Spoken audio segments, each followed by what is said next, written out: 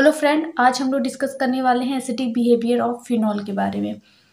आज हम देखेंगे कि फिनॉल जो होता है वो एसिडिक बिहेवियर शो करता है। इसके पहले वाले वीडियो में हमने आपको बताया है फिनॉल होते क्या है, classification of phenol, method of preparation of phenol के बारे में वीडियो बनाया है। अगर आप एक सीक्वेंस में वीडियो देखेंगे ना तो आपको ज़्यादा अच्छे से समझ में आएगा। अगर आप बीच बीच में से देखेंगे तो उतने अच्छे से आपको समझ में नहीं आएगा। इसीलिए अगर आपने वीडियो नहीं देखा है पहले का तो आप प्लेलिस्ट में जाके देख सकते हैं। तो चलिए आज हम स्टार्ट करते हैं एसिडिक बिहेवियर ऑफ फिनॉल के बारे में। तो एसिडिक बिहेवियर को देखने के लिए बहुत सारे कॉन्सेप्ट आए थे। पहला था बॉर्नस्टेड-लॉरी कॉन्सेप्ट था, लुईस कॉन्सेप्ट था, आर्हेनियस कॉन्सेप्ट था। यहाँ पे हम बात करेंगे बॉर्नस्टेड एंड लॉरी कॉन्सेप्ट के अकॉर्डिंग। उन्होंने बताया था जो हमको H+ देते हैं वो क्या होते हैं, एसिडिक होते हैं। क्या बोला था, जो H+ देते हैं वो एसिडिक होते हैं। जैसे मान लीजिए HCl है और इसका अगर हम ब्रेक करवा रहे हैं तो H++ Cl देगा। तो ये H+ कब देगा, जब ये जो निगेटिव चार्ज वाला कंपाउंड जो होगा वो स्टेबल हो जाएगा। जो ये निगेटिव चार्ज अगर स्टेबल हो जाएगा तभी तो ये हमको H+ देगा। अगर ये स्टेबल नहीं है तो ये फिर से रिएक्शन करके यही बना लेगा, HCl भी बना लेगा। अगर ये स्टेबल होगा तो ये फिर से रिएक्शन नहीं करेगा तो हमको H+ आसानी से मिल जाएगा। तो हमको बस ये देखना है कि H+ देने के बाद जो निगेटिव चार्ज बन रहा है वो स्टेबल है या नहीं है। आई होप ये पॉइंट आपको समझ में आ गया होगा कि देखना क्या है हमको यहाँ पे। फिनॉल जो है स्लाइटली एसिडिक होता है और इसका जो एसिडिक स्ट्रेंथ होता है वो अल्कोहल और वाटर से ज़्यादा होता है लेकिन कार्बोक्सिलिक एसिड से कम होता है। एक बार फिर से सुन लीजिए, फिनॉल जो होता है वो स्लाइटली एसिडिक होता है, मतलब थोड़ा एसिडिक होता है और इसका जो एसिडिक स्ट्रेंथ है वो अल्कोहल और वाटर से क्या होता है, ज़्यादा होता है लेकिन कार्बोक्सिलिक एसिड से कम होता है। यहाँ पे ऑर्डर लिखा गया है, सबसे ज़्यादा किसका होता है, कार्बोक्सिलिक एसिड का होगा, फिर फिनॉल का होगा, फिर जाके वाटर का होगा और फिर जाके अल्कोहल का होता है। अगर फिनॉल को हम वाटर में डिसॉल्व करते हैं तो उसका pH जो है वो 5 और 6 के बीच में आता है, 5 या 6 के बीच में आता है। और उसका pKa वैल्यू जो होता है फिनॉल का वो होता है 1.3 10⁻⁻10।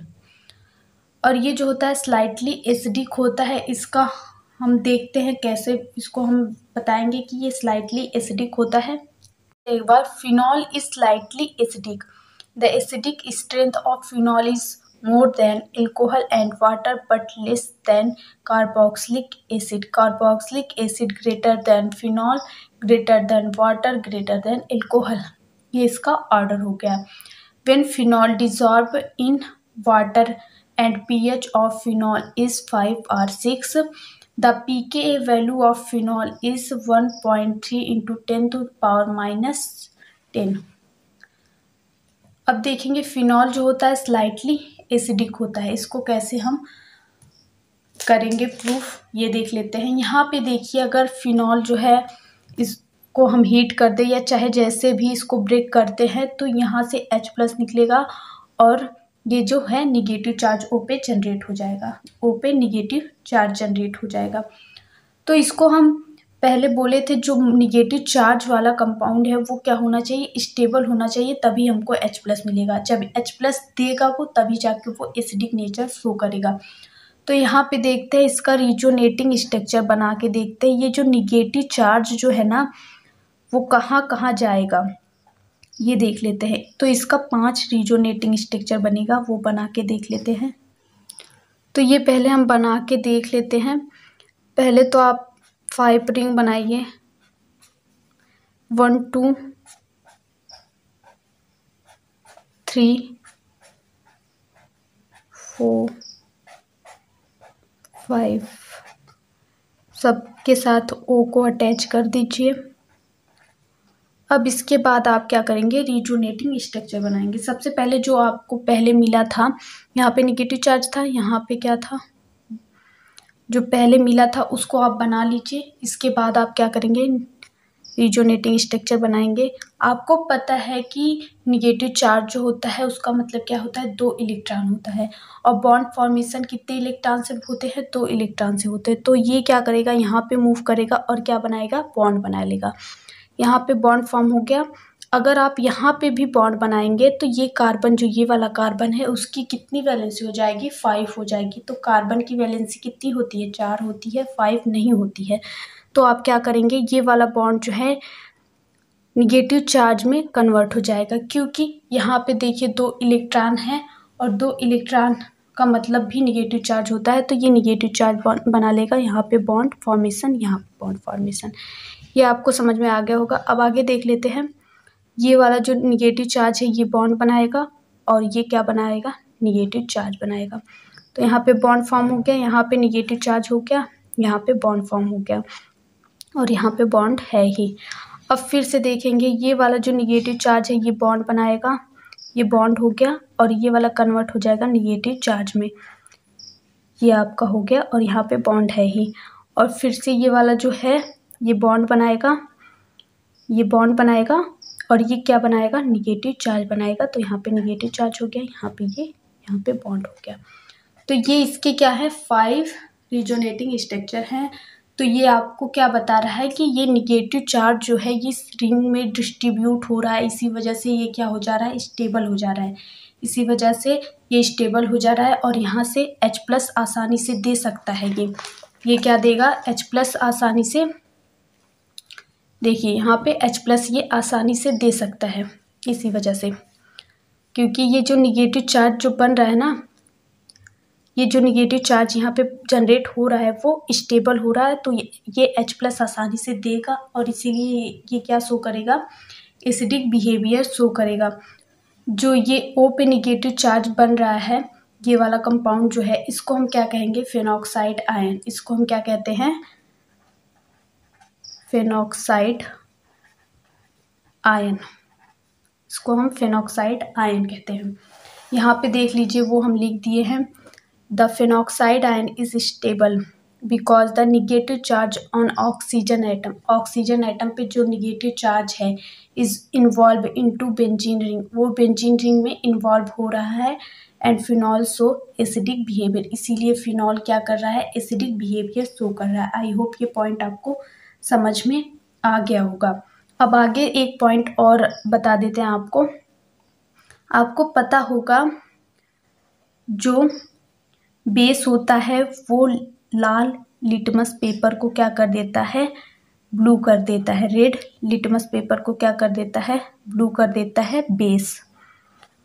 और जो ब्लू लिटमस पेपर होता है उसको लाल कर देता है, मतलब कि रेड कर देता है एसिड। देखिए बेस जो होता है वो रेड लिटमस पेपर को ब्लू कर देता है और एसिड जो होता है वो ब्लू लिटमस पेपर को रेड कर देता है। तो ये क्या है, एसिड है। फिनॉल जो है वो एसिड है, तो उसको ब्लू लिटमस पेपर को रेड करना चाहिए ना, लेकिन ये ऐसा नहीं कर पाता है क्योंकि ये जो होता है स्लाइटली एसिडिक नेचर का होता है। स्लाइटली एसिडिक नेचर के होने की वजह से ये ऐसा नहीं कर पाता है। ये भी इसकी एक प्रॉपर्टी है, इसको आपको ध्यान में रखना होगा। अगर यहाँ तक समझ में आ गया होगा तो हम आगे बढ़ते हैं। अब बात कर लेते हैं रिएक्शन ऑफ फिनॉल के बारे में। तो फिनॉल जो होता है वो 2 टाइप से रिएक्शन शो करता है। रिएक्शन ऑफ फिनॉल के बारे में अगर आप बात करेंगे तो फिनॉल जो है वो 2 टाइप से रिएक्शन शो करता है। एक टाइप का रिएक्शन वो होता है जिसमें केवल OH ग्रुप जो है वो इन्वॉल्व होगा, और एक टाइप का रिएक्शन वो होता है जिसमें ये बेंजीन रिंग जो है वो इन्वॉल्व होता है। 2 टाइप का रिएक्शन शो करता है फिनॉल, जिसमें एक टाइप का रिएक्शन क्या होगा जिसमें केवल OH ग्रुप इन्वॉल्व होगा, और दूसरे टाइप का रिएक्शन क्या होगा जिसमें बेंजीन रिंग इन्वॉल्व होगा। तो देख लेते हैं। सबसे पहले हम बात कर लेंगे OH ग्रुप जिसमें केवल इन्वॉल्व होगा उस टाइप के रिएक्शन का।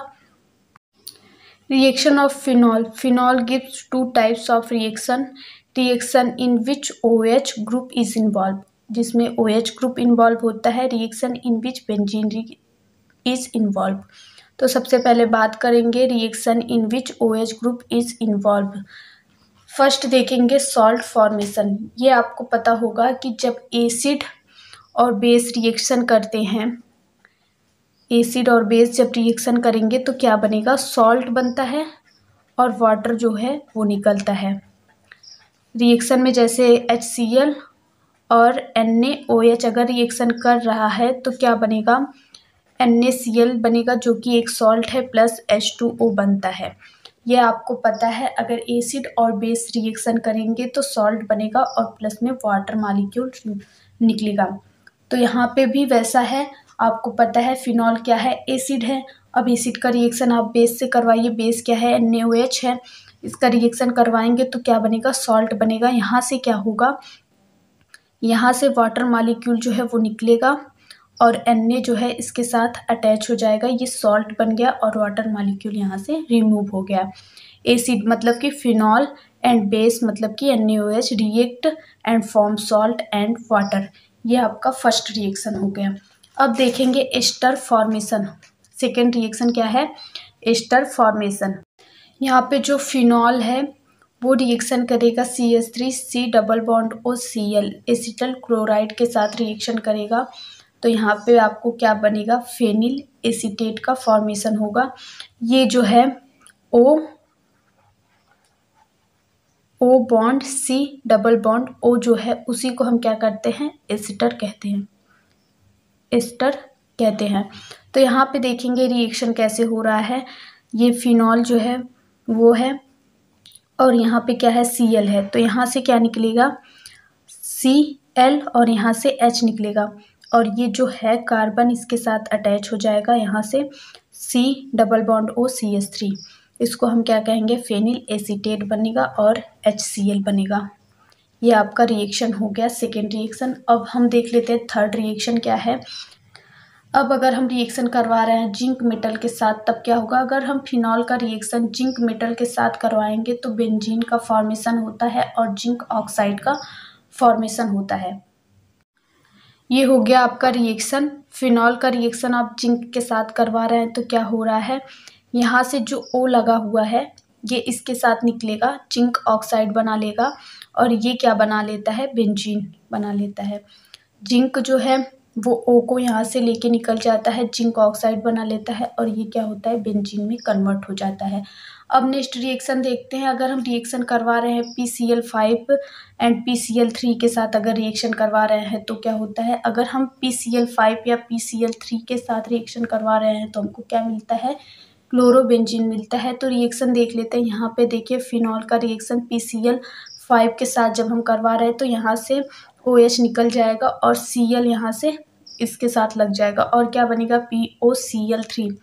यहाँ से क्या होगा, P ये वाला P हो गया और O हो गया और यहाँ से Cl3 हो गया और यहाँ पे अब एक Cl बचा है। देखिए एक तो इसके साथ चला गया और 3 इसके साथ Cl चला गया, एक Cl बच रहा है और यहाँ पे H बच रहा है तो क्या हो जाएगा, HCl बन जाएगा यहाँ पे। अब नेक्स्ट रिएक्शन देखते हैं। अगर हम PCl3 के साथ रिएक्शन करवा रहे हैं तो क्या होगा, PCl3 से करवाएंगे तब भी क्या बनेगा, क्लोरोबेंजीन बनेगा, यहाँ से ये वाला निकल जाएगा और क्या बन जाएगा, H3PO3 बन जाएगा। ये रिएक्शन आपको ध्यान में रखना है क्या क्या बन रहा है, ये रिएक्शन इंपॉर्टेंट है, आपको पता होगा। एल्कोहल का भी रिएक्शन सेम ऐसे ही होता है क्योंकि उसमें भी OH ग्रुप होता है। सबसे पहले OH ग्रुप जब रिएक्शन करेगा तो ऐसे ही सेम रिएक्शन एल्कोहल का भी होता है। एक का आप तैयार करेंगे तो दूसरे का आपको तैयार हो जाएगा क्योंकि सेम रिएक्शन होता है फिनॉल और एल्कोहल का। तो आप एक को याद कर लीजिए, दूसरे का आपको याद ही हो जाएगा। तो वीडियो अच्छी लगी हो तो लाइक करिए, चैनल पर नए हैं तो चैनल को सब्सक्राइब कर लीजिए। Thank you for watching this video. अगर आप स्क्रीनशॉट लेना चाहते हैं तो फिर ले सकते हैं।